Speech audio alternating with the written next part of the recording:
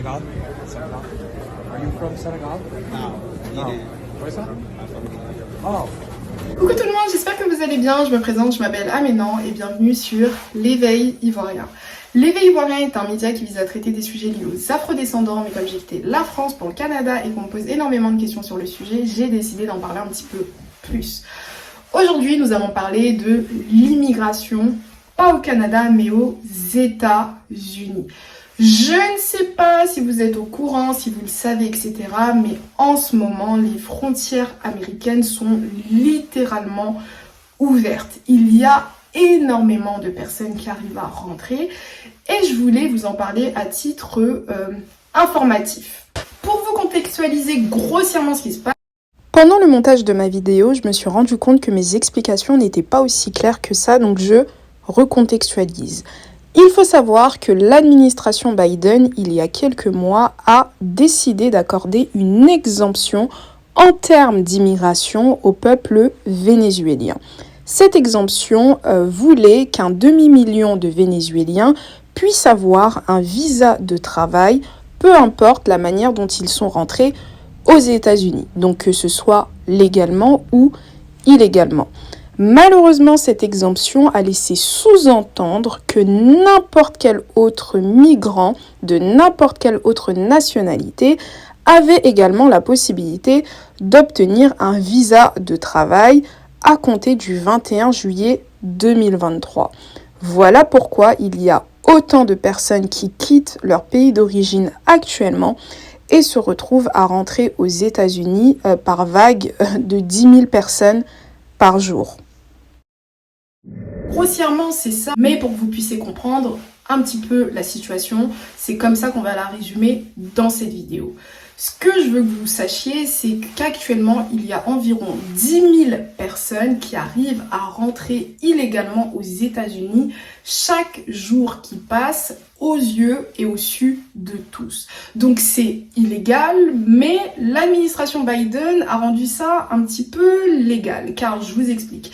Tu arrives à la frontière des États-Unis, tu décides de rentrer, bien évidemment, tu seras arrêté par, on appelle ça des patrols, donc la patrouille qui est censée empêcher le passage illégal à la frontière.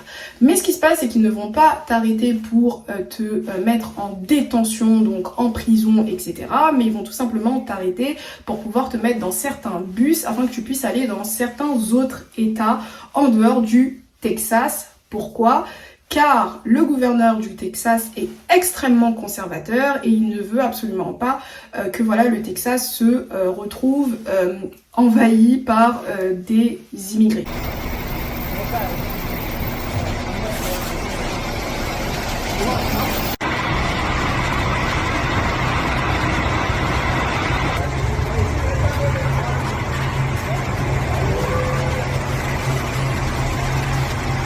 Donc c'est totalement illégal de passer la frontière illégalement, mais par contre on ne va pas t'arrêter, tu ne vas pas aller en prison, on ne va pas te déporter dans le pays, etc. Et pour vous donner un ordre d'idée, on estime qu'il y a entre 7 000 et 17 000 personnes chaque jour qui arrivent à passer la frontière des États-Unis, et sur les 10 à 17 000 personnes, voire 7 à 17 000 personnes qui passent la frontière, depuis mai 2023, il y a 233 000 qui ont été déportés. Donc en gros, si vous faites bien vos calculs, vous vous rendez compte que c'est beaucoup plus, entre guillemets, rentable et beaucoup plus fiable de passer illégalement la frontière, car tu n'as quasiment aucune chance d'être déporté. Il y a plus de 200 000 personnes qui, chaque mois, rentrent aux États-Unis au vu et au su de tous. Maintenant, vous allez me dire, oui, mais pourquoi est-ce que tout le monde en parle? Dans tous les cas, il y a toujours des gens qui ont réussi à traverser la frontière américaine, etc. C'est pas un phénomène nouveau. Alors là, vous vous trompez, si, c'est un phénomène nouveau, car depuis quelques semaines, littéralement toute la planète Terre décide de faire ce voyage, notamment vers le Nicaragua, car c'est l'un des pays d'Amérique latine, donc d'Amérique du Sud, qui n'a pas forcément de visa entre ces territoires et des pays notamment d'Afrique ou d'Asie. Donc toute la planète se retrouve à prendre des billets pour le Nicaragua. Donc on parle d'Africains de l'Afrique subsaharienne, on parle d'énormément d'Asiatiques, que ce soit des Indiens, que ce soit des Chinois, etc. Ils prennent des billets d'avion, ils arrivent au Nicaragua et à partir du Nicaragua, ils décident de faire la route.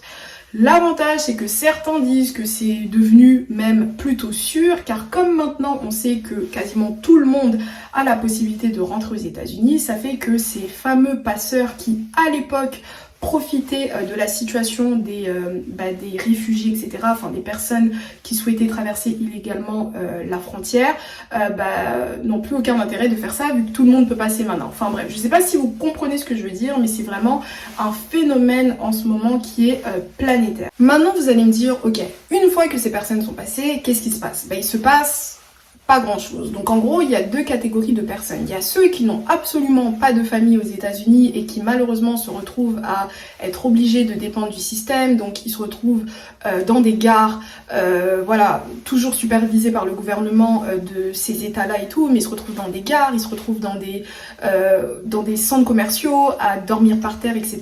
car sont prioritisés bien évidemment les femmes et les enfants pour les logements situés dans des hôtels ou dans les centres de réfugiés, donc on appelle ça des shelters, enfin pas forcément pour les réfugiés, mais en gros des centres d'assistance, etc. Et puis il y a l'autre catégorie de personnes qui ont littéralement de la famille aux États-Unis ou des communautés aux États-Unis, comme notamment les Sénégalais, les Guinéens, les Maliens, etc. Et eux, une fois qu'ils sont rentrés, ils décident de faire leur route, en gros, on va dire en solitaire, et ils décident de retrouver les membres de leur famille. Dans tous les cas, on va pas se mentir, que vous puissiez rentrer aux États-Unis illégalement ou pas, ça reste extrêmement compliqué de pouvoir régulariser votre situation une fois que vous avez fait ce choix de traverser la frontière.